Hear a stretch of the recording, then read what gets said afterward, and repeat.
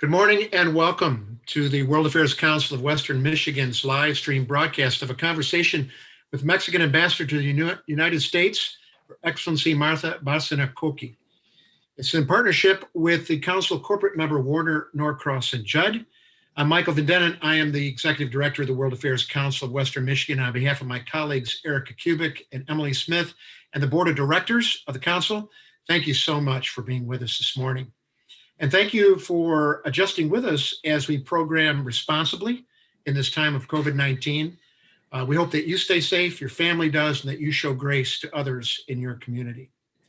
The Council's mission is to show the people and organizations of West Michigan to engage thoughtfully with the world. And we do this with the help of 50 local corporations and companies, 11 educational institutions, and many, many other community members.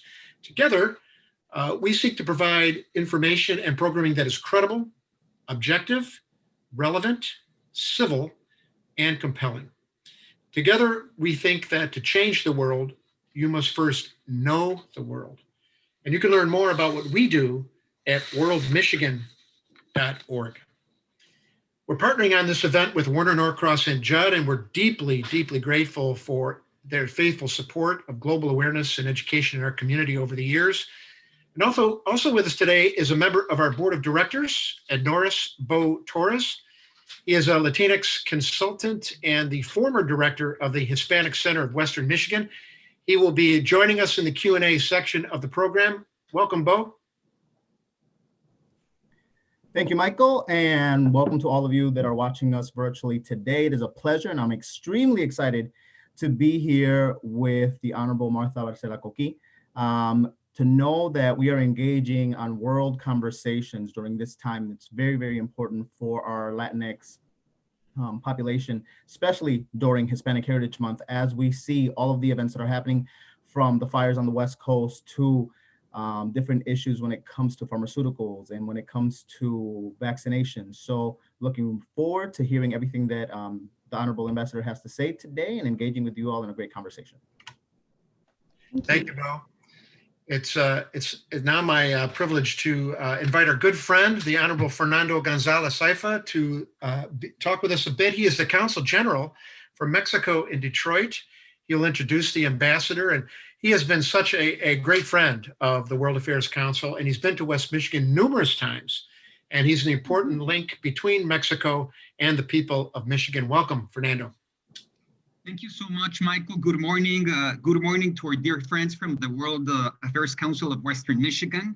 As Michael was saying, I'm Fernando Gonzalez, Consul of Mexico based in Detroit, Portugal, Michigan. And I could not be happier today for two main reasons. In the first place, September is the month of Mexico. Just 2 days ago, our embassy in Washington, D.C. and all our consulates, we were celebrating virtually our Mexican Independence Day. And if after Ambassador Martha Bárcena's talk, you're eager to hear more from Mexico, to learn more about our art, our music, our food, to meet Mexican local artists, please go to our websites, to the websites of the embassy, to the websites of our consulates, and you will be able to enjoy a lot of videos and presentation regarding Mexico. The second reason, of course, is that we have back virtually this time, Ambassador Martha Bárcena, although this time in the virtual format. And we all remember so fondly her visit last year. And it's impressive to think that so many things have changed in just 8-9 months.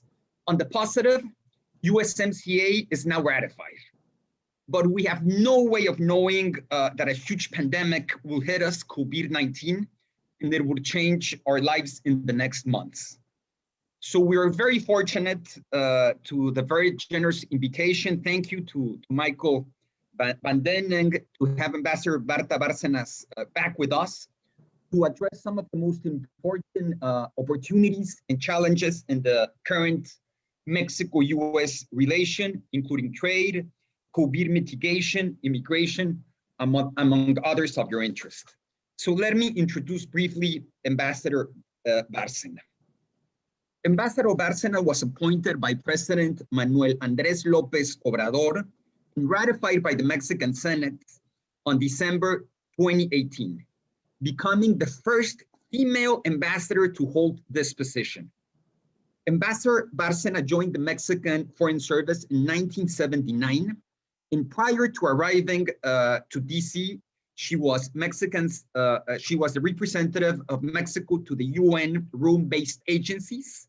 Before, she served as ambassador to the Republic of Turkey, before to the Kingdom of Denmark, to the Republic of Iceland, and she was Mexican's consul general in the beautiful city of Barcelona. On the multilateral level, Ambassador Bárcena has been a Mexican delegate at the UN, at UNESCO, at the OAS, as well as head of the delegation at the Forum on Migration and Development. Ambassador Bárcena holds a degree in communication sciences from the Universidad Iberoamericana in Mexico City, a degree in philosophy, summa cum laude, from the Pontifical Gregorian University in Rome, and she also has another master's degree in international studies from the Diplomatic School in Spain, and a master's degrees in political philosophy from the Iberoamericana University in Mexico City. So let's welcome back to Michigan virtually, Ambassador Marta Bárcena. Welcome, Ambassador. Bienvenida. Muchas gracias, Fernando. Thank you very much, Fernando. Thanks very much, Michael. I hope that in this month of September, you are broadcasting in your program in radio some music from Mexico, because sometimes many Americans do not know that Bésame Mucho is a Mexican song, and Perfidia is a Mexican song. And so I hope that you are broadcasting not only the traditional mariachi songs, but the good ones that have become universal treasures. And thank you, Bo Torres, for being here with us. It's the Latinx community is key in these moments. And I really remember with great pleasure and honor my visit to Western Michigan, to Grand Rapids, and the story that I told you of the presence of a great aunt there. And I have learned so much after that on how she arrived with a community of Mexican nuns, Michigan, fleeing from the religious war in Mexico in the 30s, from the Cristero War. So I feel much more attached even this year to Western Michigan than I felt last year. And I'm also following very closely the immense influence that the Latinx community is having in Western Michigan, really changing the face of Western Michigan. So last year I went, and we were still negotiating on the last minute negotiations of USMCA and waiting to have USMCA being approved by the House of Representatives and the Senate. And it was indeed approved, and it was ratified with the greatest number of votes of any free trade agreement except the one with Israel, of the US with Israel. So what have we been doing? And this is the first issue that I will address, USMCA, and then I will address the issues of the challenges for the Latinx community and particularly in times of COVID. So the first issue, USMCA. As I said, it was basically approved by a large number of votes in the US Congress and in Mexico.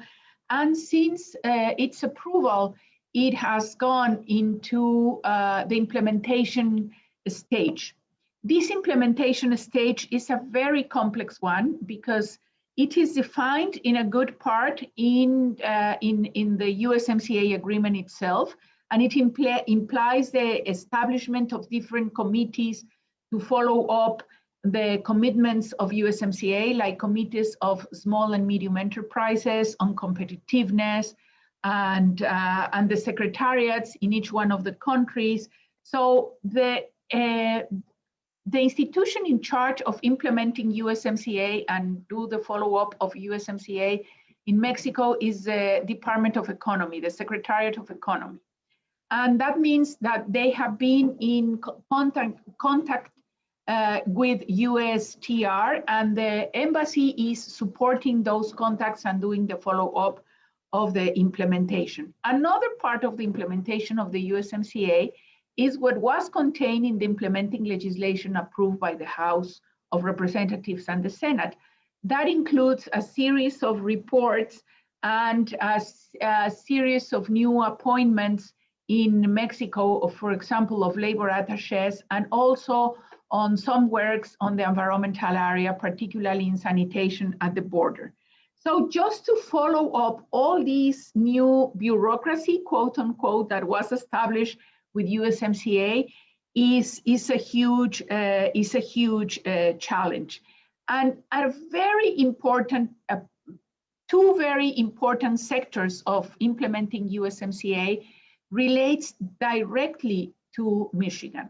One is the implementation of the new rules of origin in the automotive sector. So this is something that is still being discussed.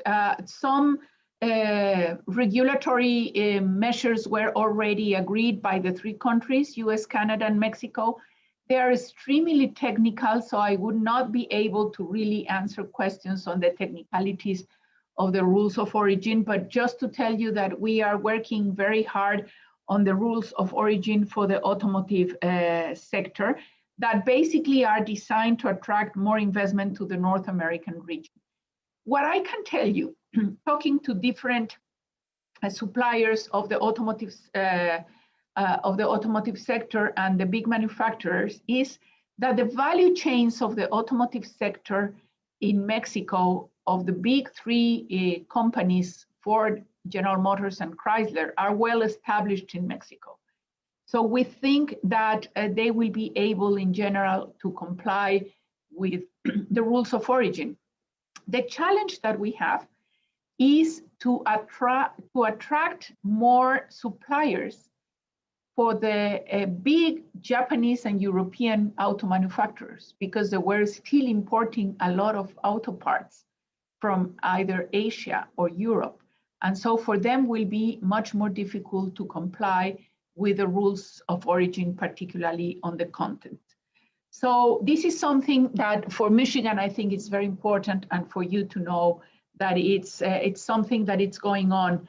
And then, of course, in the second step would be also to continue to work on the future of the auto industry, the transformation of autos from combustion engine to electric autos, of hybrid, and how are we going to tackle that? And we have a huge challenge because it seems, according to some experts, that Asia and Europe are a bit more advanced than we are, particularly for the three bigs of the US, Ford, General Motors, and Chrysler. So this is an area in which we are working very, very hard on the automotive sector and of course, on the auto parts.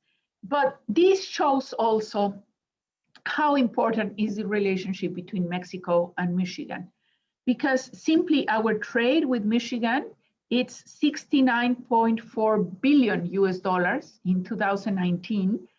That trade is bigger than the whole US trade with Israel and Spain combined.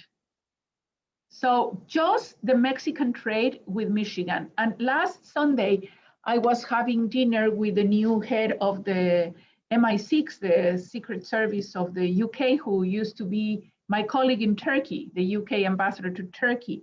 And I was telling these data, the trade between Mexico and Michigan, and he was telling me, you know, Ambassador, is the same amount, $70 billion a year, of the trade of the UK with China.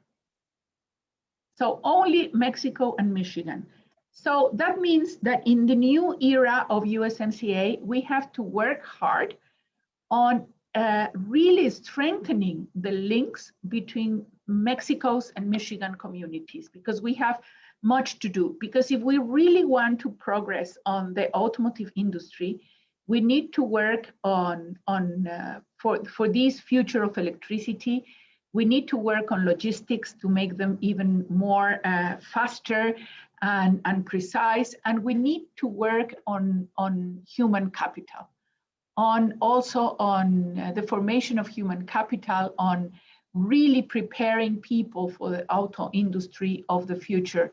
And in that sense, the advantage of a growing Latinx community and Mexican community in Michigan, I think, is key, because you will have workers that are bilingual, or that can be bilingual and that understand each other culture much, much better. So this is an area that on the USMCA, I wanted to really underline. Michigan exports to Mexico have grown 900% since NAFTA came into force, and they will continue to grow. And then the other area that I want to underline on USMCA, which is key for Michigan, is the agri-food sector and food security. So Mexico is #1 market for Michigan's dairy products. And we have also the challenge, the opportunity, and the responsibility of guaranteeing food security. One of the things that we saw during COVID that it's extremely important to remember is that Mexico, US, and Canada are self-sufficient in basically 2 key areas: food and energy. So that means that we have access to food, the three countries together. And if you add to the 3 countries, North American countries, Brazil and Argentina, then you can have 5 countries that basically can feed the world. And so working on strengthening the agri-food relationship, on guaranteeing sanitary measures, and this, it's extremely, extremely important. So for the entry into force of USMCA and the path forward, and in what we have to work together with Michigan, of course, with our Consul General, Fernando Gonzalez, with all the consulate, is I would say that instead of getting lost in many issues, we should concentrate on the auto industry, which we are already there, but looking to the future, and in the agro-food, and how do we benefit this relationship in these 2 sectors with the input of the Latinx community. This is absolutely key. So, but if we talked about USMCA entering into force and implementation and how we are now, we all know that COVID really affected us enormously. I mean, according to some data that we have, Michigan has lost like 60,000 manufacturing jobs since the pandemic began. Mexico as a country in general has lost like 900,000 posts since the beginning of the pandemic. Both countries, we are going to have negative growth rates this year. And during the first months of the pandemic, these industries that I've been talking about, both the agri-food industry and the automotive were very, very badly affected. And the Mexican community and the Latinx community also has suffered disproportionately from the impacts of COVID. So what happened? When the pandemic began, it began earlier in the US than in Mexico. So the US has had, since many years ago, a list of what is considered essential sectors that they have to remain open even in times of crisis. But in Mexico, we didn't have any list of essential sectors. So the US locked down and kept open most of these essential sector list. It was interesting because even if the automotive sector was considered essential, it locked down in the US because of the negotiations between the unions and the owners. So what happened is that when the negotiations between the unions and the big companies went to say, okay, we are going to start, if my memory doesn't fail, they start reopening on the 15th of May. They couldn't work without the supply from Mexico. And at the beginning, in the first list of essential sectors that Mexico really issued, the automotive sector was not included. So there was almost panic in the automotive sector in Michigan saying, how are we going to get the supply parts coming? I think Fernando can tell you stories. We were in touch almost on an everyday basis. And it was a huge job because even with USMCA, with NAFTA, we never imagined, and when I say we, it's neither the US, neither Mexico, we never imagined that a pandemic like COVID-19 was going to happen. So how do you reopen the industries? without putting into a dangerous situation your workers, because the priority is to protect your workers, to protect their health, to protect the community. So USTR, the Secretariat of Economy in Mexico, the US Embassy in Mexico, the Mexican Embassy in the US, the consulates all around the US, the Chamber of Commerce, the private sector, we were working like crazy, sometimes doing things 2 times, but we finally managed to first have the essential list sectors almost identical, almost in 90%, 95%. Of course, the list of the US on essential sectors is very precise on subsectors. The list of Mexico is not so precise. And then Mexico implemented a mechanism to issue certificates for the companies to reopen. And then we engage in almost everyday consultations with the big car manufacturers and suppliers, trying to understand the linkage of the value chains. So I can tell you an example, which is the one that I always remember, is not on the auto sector, but it's in the aerospace, Boeing. They call us and said, Ambassador, we need to keep the manufacturing going on for many reasons, including national security. So we need all our suppliers in Mexico to be working. So how many suppliers and where? And they gave us a list of more than 56 suppliers in 26 different states. And these were suppliers not only on tier 1, but tier 2 up to tier 5. So identifying the supply chains from tier 5 to the last manufacturer was really a challenge, but we did it. And in the case of the auto industry, it was a very creative way of reopening, because the Mexican government asked the big manufacturers to say, okay, what are the sanitary measures that you are taking in the US? Please implement them exactly like that in Mexico, and ask your suppliers to do the same. So the big manufacturers were going to help us guarantee the compliance of the suppliers to the value chain. And that allowed us to really come back almost simultaneously in the opening of the auto industry. Of course, that doesn't mean that the trade was not affected. If you see the data of trade in April, May, the exports of Mexico to the US on the auto sectors went dramatically down, and vice versa. But then they started to pick up in May, in June, and in July. What we're seeing now, it's a plateauing of the data trade that show us that the economic recovery is not coming as fast as everybody was expecting at the beginning. So all this work that we did on the essential sectors, what we learned is that we are more integrated than we thought. But at the same time, we learned that we were still depending on other geographical regions of the world to keep our value chains open.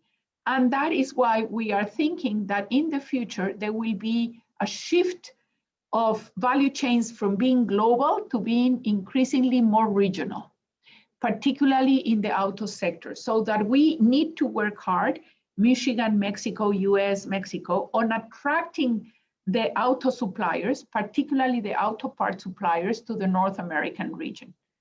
And this we need to work hard with the Europeans and the Japanese particularly. So we have identified for this regionalization of value chains to work very closely with the automotive sector. And of course, we have identified with 2 criteria, sectorial basis and regional basis, to work very hard with Michigan on this.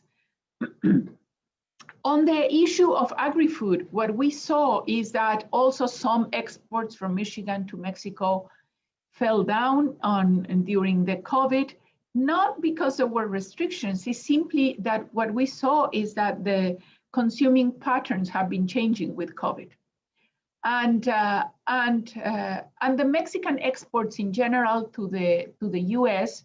held themselves, and for reasons as incredible as this. I will tell you, the other day I was in a conversation with the big importers of Mexican tomatoes, which are also big producers of tomatoes in Florida and Georgia. And we have had this discussion about seasonality, which if any measure on seasonality is adopted, it will very negatively affect Michigan exporters, because Mexico will be forced to retaliate. If they close the market to our products, we will retaliate closing our market to some products. So we don't want to get into that moment. But we were talking, and I was saying, but why are the Floridians, besides the year, so angry now with the tomatoes? And they say, oh, because Florida used to produce tomatoes for the cruise ships and the restaurants. And there were big tomatoes that are not very juicy. So they lost all the market with COVID, while the Mexican tomatoes are smaller, more juicier, and they were going to the supermarkets and the households. So we didn't lose market. But this is not because Mexico is having unfair practices. It's just that we were, our market was different from cruises, so we were not much affected. And so this is something that we have to work hard, and that we have to work hard also on complying with the commitments in USMCA, while at the same time guaranteeing very strict safety measures on food security. Not only implies access, but safe food. And as you know, there have been some measures in Mexico now targeting also the increasing diabetes and obesity, we could call it epidemic in Mexico. So we are being much more strict on the selling of what it is called junk food, or with highly content of fats. So this is something that we've been discussing, but we are finding the solutions on the way that. So COVID showed us a lot of problems that we had in our complementary economies, but also a lot of opportunities. And then I will refer specifically to the situation of the Mexican community in the US regarding COVID, and the situation of the Latinx community. Until now, more than 2,800 Mexicans have died in the US because of COVID, and most of them in New York, but followed by California and Texas. And this is the numbers that we know. That means that families that have approached the consulates to ask for help, but because there is no statistical way of knowing, not now, really how many Mexicans have died. But if you see other statistics, if you go to Hispanics, which is a classification, it's one of the minorities that have been more affected. For many reasons. I think one of them is because they don't have access to healthcare. So some of them, particularly the undocumented, have been afraid to approach hospitals or clinics. When they feel bad, they go when they are really in a very bad condition. Some other thing is because they have a comorbidity with obesity, diabetes, high blood pressure. And but the real truth is that nobody understands very well until now how this virus is working, on how it evolves in different people. But the truth is that the Hispanic community, the Latinx community, has been very much affected. On the other hand, the Mexican community, the Latinx, and including in the Mexican community, the undocumented workers, they have been very important for the US in these times of COVID, because they have been considered, and they are essential workers in essential sectors as agriculture, the meatpacking industry, grocery stores, and in the health system. And unfortunately, we have lost, of these 2,800 lives that we have lost, many of them have been in the meatpacking industry and the agricultural sector. So the consulates have been working overtime in trying to interact with the local authorities. We have been doing with the Department of Labor to guarantee that OSHA directives are respected and that sanitary measures are implemented to protect the agricultural workers and the workers in meatpacking industry and health industry. At the same time, we have been working very closely with the US government, first to guarantee the supply of ventilators to Mexico. Then now we're working on the supplying of vaccines whenever a vaccine is available. And we have been working particularly strongly at the border, because unfortunately, two of the states that has the greatest rates of contagion in the US and deaths are California and Texas. And also we had some of the biggest contagious rates also in some of the areas at the border, particularly in Baja California and the beginning and Sonora. The situation has improved in the latest weeks. And that is why, because of the pandemic, that we took extraordinary measures like closing the land border only for essential travels. And essential includes trade. So basically the trade has been going on, and it has suffered just a reduction of around 6%, and basically because of the consumption patterns change. But the crossing of everyday families to one side to other of the border is still not taking place. And believe me, the economy at both sides of the borders in the cities like Juarez, El Paso, Tijuana, San Diego, the two Laredos are suffering enormously. But the priority is to keep, to protect the people so that we really don't have an extension of the COVID, a propagation of the virus there. So I will close at this saying that in this very moment, we are working hard with the US on guaranteeing this cooperation on COVID, both at the general level and focus on at the border. And we are working on the USMCA implementation.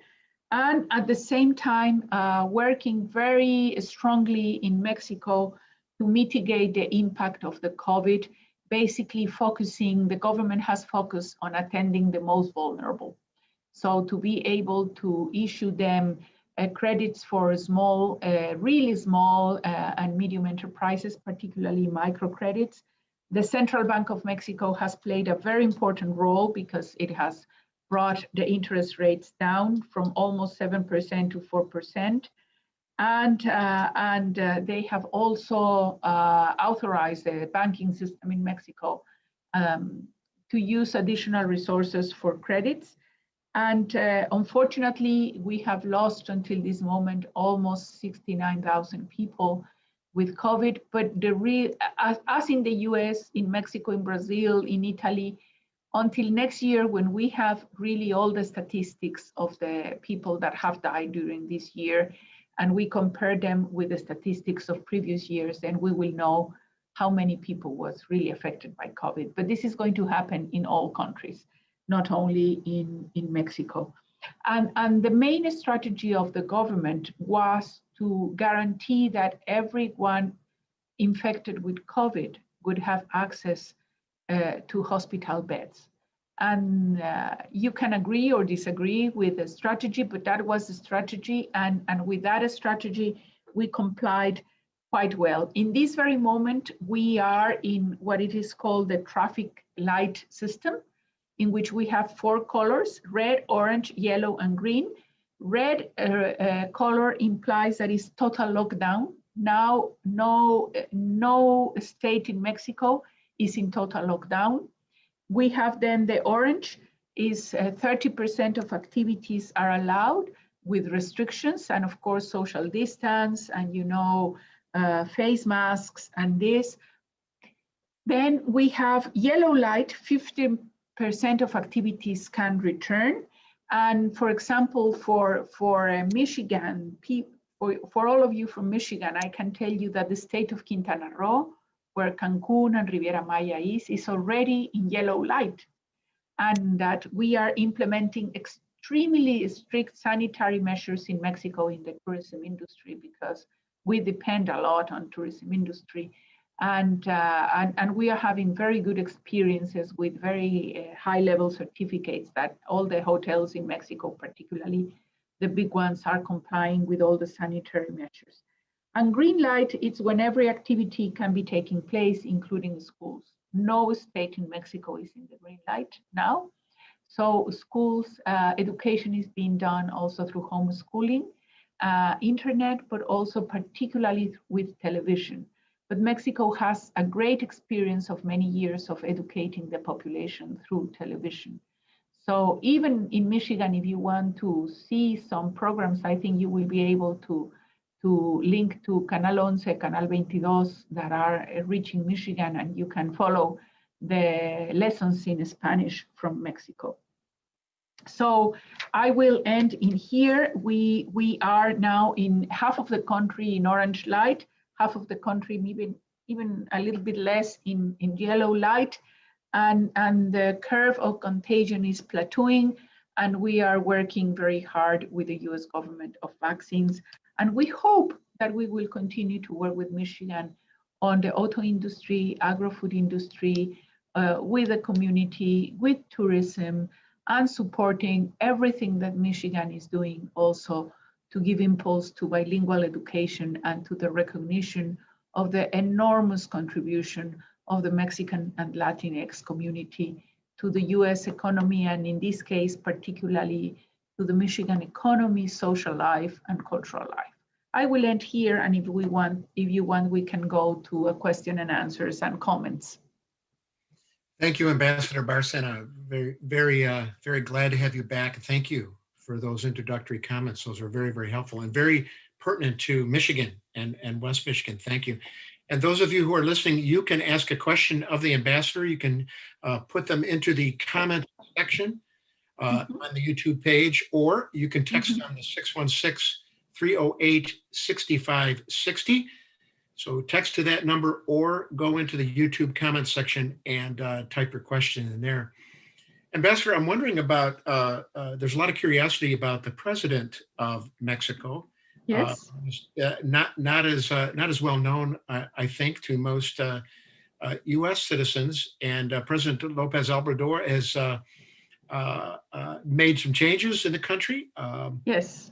He is a very dynamic individual. I understand he's on television every day at 6 o'clock in the morning to speak to all the Mexican people. I'm wondering if you could tell us what his relationship is in terms of the economic sectors that you've talked about.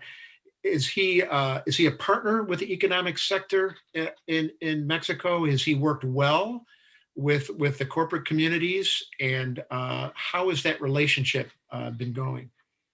Yes, Michael, of course. He is, as you said, a very dynamic and active person. He gives press conferences every morning, which I wouldn't be able to follow his rhythm. But I think to understand him, you have to understand where does he come from. He comes from the southern part of Mexico, Tabasco, which is an oil state. And what he saw when NAFTA came into place was that part of Mexico, the south and southeast, did not benefit from NAFTA. Why it didn't benefit from NAFTA? For two main reasons. I think because really, even if agribusiness benefited a lot in Mexico and in the US from NAFTA, the small farmers did not benefit. On the contrary, they lost market. So they lost land, they lost the capacity for being self-sufficient. They lost, and that is why we had so many Mexicans migrating to the US after NAFTA. They came from these land farms in the south and southeast of Mexico. Then investment did not arrive to these places. And what he saw also was that oil and energy sector could be really the main tool for development, but it was not properly used. It became a burden. And in the case of Mexico, his perception is that it had both these positive aspect, but that Pemex had become such a corrupt institution that it was becoming a burden for Mexico. So that is why his main objective is fighting corruption. And in this fighting corruption, he's altering many of the relationships that the economic sectors, particularly in the energy industry, were used to. And of course, this is rocking the situation, and there are criticisms, particularly in the energy sector. In a more general way, I think, because I know him very well since many years ago, he's convinced that he needs a private sector in Mexico, both the Mexican private sector and the foreign private sector, to be able to bring Mexico to the level of development that he would like, and that he would like a more just country, because we are not the poorest country at all. We are the second largest economy of Latin America, but with Brazil, we are the most unequal country in Latin America. So that means you have some multimillionaires, which it's fine, but you have still 50% of the population in poverty. And that is not something unacceptable. And I think you will understand it very well, because this is a debate that is taking place in the US too. The debate on inequality and social justice. So these two issues, corruption and social justice and inequality, are two key elements to understand President López Obrador's government. And of course, that means that some, let's say, subsidies that were given to the private sector are not there anymore. And that most of the resources now, for example, in fighting COVID, has not gone to the big companies, but for the most vulnerable people. And as I said, people can criticize these and agree or disagree, but it has a logic in the mind of the Mexican government, which is tackling the social injustice. And so the logic is there. And in the case of the auto sectors, I want to be very clear. President López Obrador instructed all of us, all his officials, starting with the Minister of Economy, to say we are going to reopen the auto sector in synergy with the US. So find the ways to do it, to have the sanitary measures. So I would say that in the case of the relationship of President López Obrador's government with the auto sector is a very good one. And that it was his instruction that really allowed us to reopen the economies in this sector almost simultaneously. In the case of agro industry, I think he is also very close to the agribusiness and to the agriculture, but he's very focused on these small farmers that lost many opportunities. And I think COVID is even making all of us think on how are we going to produce and consume our food in the future. You see now, even in the US, a lot of trends of going to the local markets, the local produce, and this. And of course, there is one issue that will be always there, in which we have different approaches, which is, among others, the issue of corn. Because, you know, Mexico is the cradle of corn, and we have more than 300 varieties of corn, even more. And for us then to have GMO corn coming into Mexico and substituting the native varieties will be a loss of biodiversity. And it will be a loss of biodiversity, not only for Mexico, but for the world. So we have to manage this equilibrium while importing corn that we need to import. At the same time, how do we preserve the varieties that are heritage, not only to Mexico, but to the world? But we are working, I think, in general quite well. All the trade statistics in the agro-food industry means that we are working well and that we will continue to work, and then maybe have more joint ventures to export to other countries which are not as fortunate as the North American region to be self-sufficient. Thanks for that. Bo has a follow-up question. I'll let Bo ask the next question. Yes. Thank you so much, Michael, and Your Excellency. The question of climate is something that I'm going to follow up with. So as we've seen this week, climate change is affecting the lives of citizens globally. Wildfires in the west, flooding in hurricanes in the southeast, unrest over droughts in Chihuahua, and COVID-19 globally. We can say that all of these things have been affected by the climate. How can we as partners come together to effectively drive climate policy that will serve constituencies in our neighboring countries? Thank you, Bo. I think it's a great question. It's a great question. You know, I was looking before these conferences, all the senators that vote against USMCA at the Senate, and among them Bernie Sanders and Kamala Harris. And they voted against because it didn't include provisions on climate change. And we said, okay, we understand, but the one that did not wanted to include the to announce climate change in USMCA was the US government. It was not Mexico. So we are committed to fight climate change. We have our commitments with the Paris Agreement. The discussion in Mexico now is how do you count the energy that you produce from renewables, and then how do you comply with the Paris Agreement? In the counting, the hydropower was not included before, only the solar, the wind, and the new. And the government is saying we need to also include the hydropower to be able to comply that for, I think, for the next years, we will be producing 30% of energy from renewables, including hydropower, solar, wind, etc.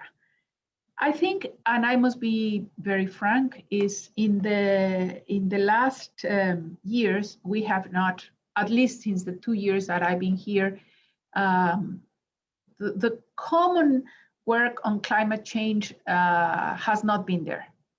We have worked in other environmental aspects, basically on sanitation, some issues related to fishing. We have been working also on improving our communications and cooperation in case of hurricanes. The issue of the droughts in Chihuahua, it's really, the drought is in the whole north of Mexico and southwest of the US, not only in Chihuahua, but it has to do with the payment of the waters on the Water Treaty of 1944. It's a very peculiar issue, but I am convinced that this is an area that we will have to tackle together, because the hurricanes that affect the Louisiana and Florida normally enters through Mexico, Yucatan Peninsula, and the Gulf of Mexico. And we have a common problem in the lack of water in the Colorado River. We have even firefighters coming from Mexico to California and Oregon to help. And I would say that it is one of the pending issues that we will need to address in the immediate future, because what we are seeing also is if we analyze why did so many Central Americans migrated to Mexico and then into the US, it was because of climate change, and it was because of droughts in Central America and the dry corridor. So if we don't tackle the root causes of migration like this, if we don't tackle the common challenges, then we will spend at the end much more. And one of the areas in which we can work to fight climate change is this transformation of the auto industry towards electricity, electric cars, but not only electric cars, but mass transit transportation systems. So that maybe use less cars, I don't know, and more massive transportation system. And how is the all auto industry going to do this reconfiguration?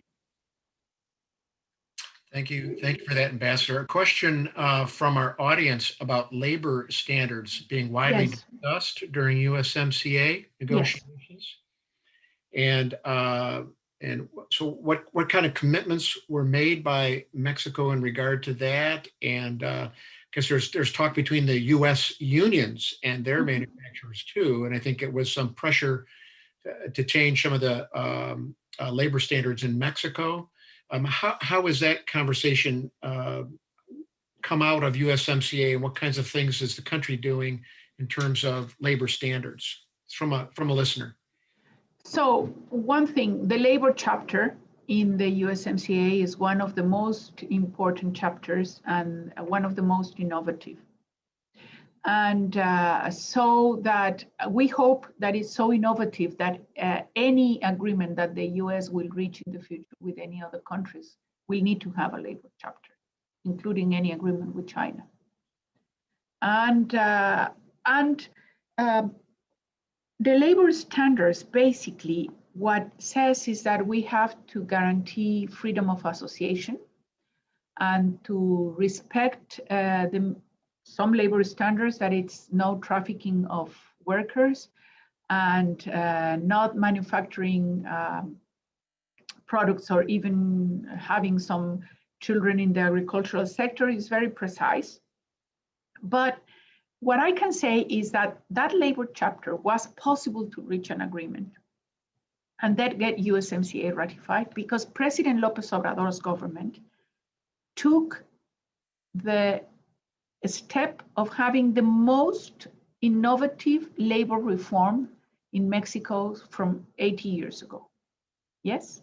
So this labor reform that was approved, and that was one of the promises of campaign of President López Obrador, really allowed us to get this agreement in labor standards in USMCA.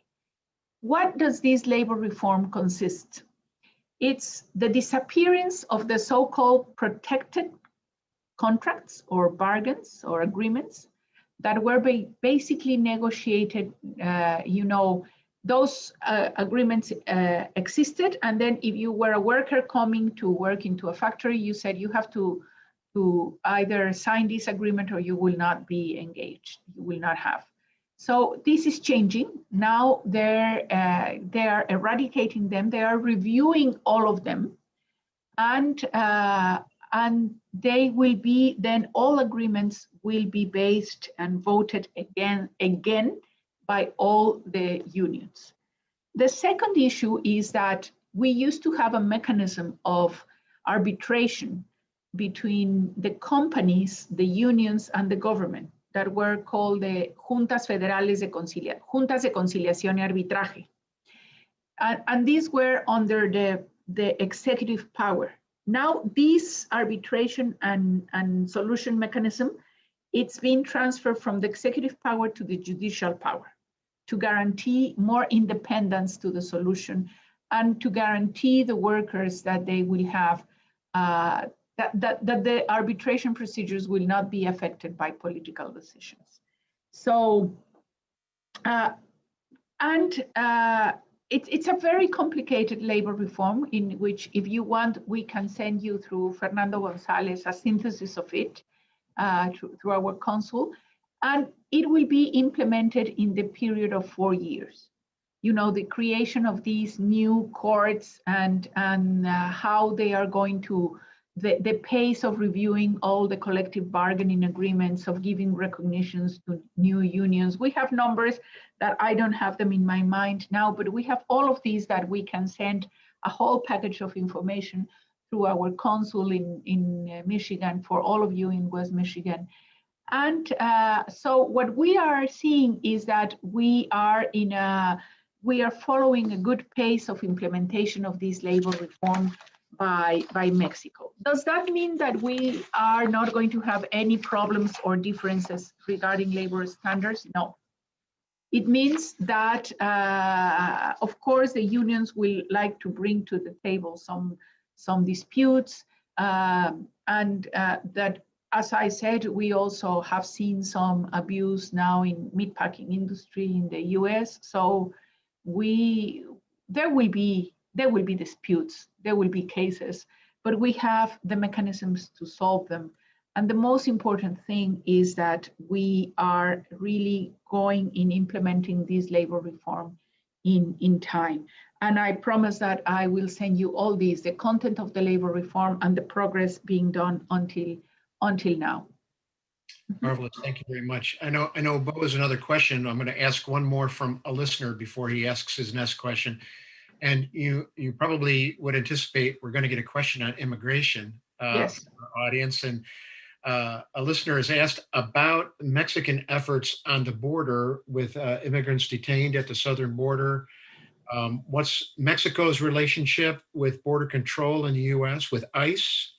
How has that relationship been evolving over these last couple of years? Yeah, concern about what's happening at the border. I suppose you knew this question was coming. Yes, yes, of course. Well, as I told you last year when I went, I think I mentioned that the flow of Central Americans and other nationals through Mexico to get to the US, it really took us, both countries, the US and Mexico, by surprise for the numbers. So since last year, we started we reached an agreement started to put order in our southern border, because there was almost no control crossing the southern border. And we are having much more control now of who crosses the southern border. At the same time, we reached an agreement also on having the Central Americans and other nationalities who were claiming asylum in the US to be returned to Mexico, to wait in Mexico until their processes of asylum were concluded. The US promised that all processes of asylum were going to be concluded at most in 6 months. We have kept the people in Mexico waiting for their asylum hearings, and unfortunately, the US government has not complied with the promise of finishing the asylum hearings in 6 months. So we have now a really still big amount of people, depending on whom you sources, but almost more than 40,000 people waiting for the asylum hearings still, and the asylum hearings had not been reopened yet. So this is a challenge that we have, and these asylum hearings have not been reopened basically because of COVID now. They were already too slow before COVID, and then COVID completely ended all possibilities of really implementing. And now we are seeing in the last month an increasing of people coming to claim asylum, particularly Cubans. And in the case of Cubans, it's very interesting because all of them arrived to claim asylum to the US through Mexico with all a stack of papers very well prepared. So you see, this is something that it's really well prepared and that we are tackling together. So since COVID, there were some measures that were agreed between the two countries, as I said, to close the border only for essential travel. So the numbers of crossings went dramatically down. At the same time, the US started to implement what it is called the Title 42 of your law, of your immigration law, which allows the US to return to Mexico immediately whichever foreigner, being Mexican or other nationality, without taking them to immigration courts. That means without initiating a deportation procedure or an asylum case. So they get them and they return them to us almost immediately. And that means that since no legal case has been started in the US, the people are returned to the border and they try again and again to cross. So we have numbers that are growing, yes, particularly from July and August, but we have a percentage of reincidence of around 30%. So that means that if you have numbers of crossings that were returned to Mexico on Title 42 on 40,000, and if you think that 30% of them, 12,000, were reincidents, you really have numbers of around 28,000, which are the lowest in many years, really in many years. So the growing numbers, it's true that they are growing, but they are a little bit like a mirage because they don't explain these reincidents on one side. And what happened is that less Central Americans came, and then there were more Mexicans as part of the total percentage. But the numbers are still low if you compare them with 140,000 crossings that you were having last years. And so we're working on this, and we're working, and some of the ones that are trying to cross and that they are returned are some of the ones waiting for asylum process. So we have to work better on identifying. On the case of ICE, is different because We are following very closely now what has been denounced of sexual harassment in the ICE detention centers in El Paso against one Mexican that was expelled, and we are following very closely what has been denounced of some practices in Georgia. We just say we are following very closely in the sense that our consuls in those cities, in El Paso and Atlanta, are in close contact with ICE authorities, asking them very precise information. As you know, our consuls go and visit the detention centers, the jails, the hospitals, and we are waiting for the information that they will give them to the consuls to see what is the next step to proceed. What I would say, and I would like to underline this, is we don't agree in many issues of migration, but we have a very fluid communication. And sometimes the private conversations are not as soft as you see in public, but this is the way we do, and this is the way we work.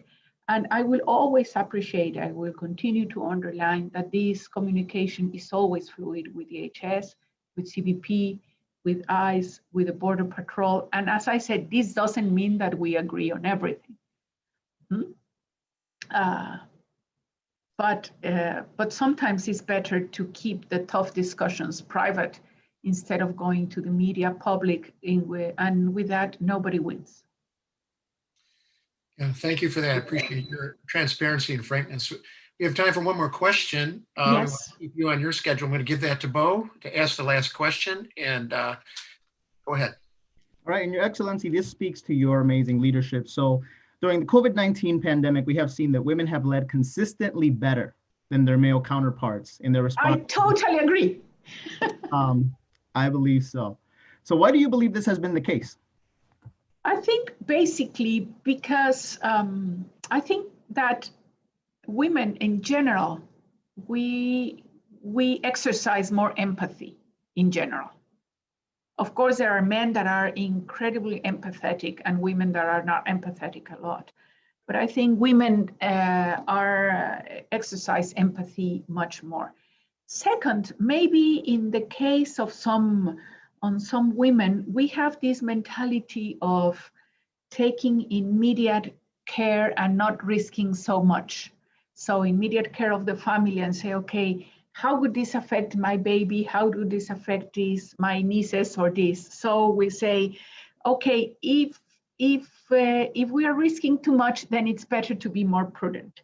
While men are normally, and that is good because we need to have balance, men tend to risk more in general. And to be what we would say in Mexico, more macho attitude, no? Let's do it. We don't have this problem. Let's go. And I think in the case of some very specific women, I admire very much the scientific women coming from science.